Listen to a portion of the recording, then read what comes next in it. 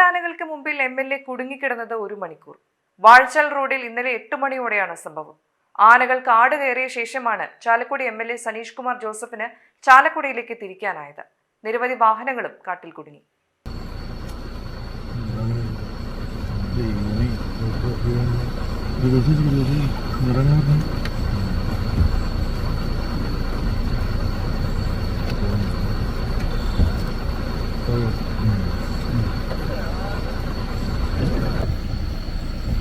പിള്ളേരോട് വന്നോളും പറയും.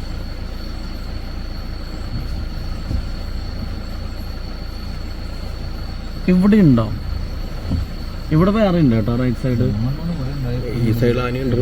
ഈ സൈഡും ഉണ്ട്. ചേട്ടാ ഇറക്കി കൊടുക്ക് ബാക്ക്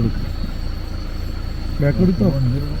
ഇല്ല, ബാക്കൊക്കെ ഇഷ്ടം വേണ്ട. പിള്ളേരോട് പറയാൻ നമ്മളോടുള്ള ആവേശത്തിന്റെ പുറത്തൊറ്റങ്ങൾ പോകും.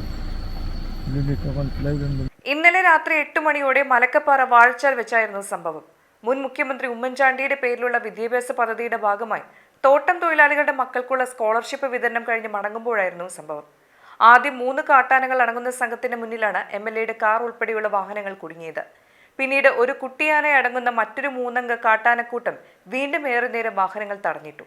ഇതിനിടെ കാട്ടാനകൾ എംഎൽഎയുടെ വാഹനത്തിന് നേരെ തിരിയുകയും ചെയ്തു. ഈ സമയത്ത് വനംവകുപ്പിന്റെ വാഹനം എത്തിയതോടെയാണ് കാട്ടാനക്കൂട്ടം കാട് കയറിയത്.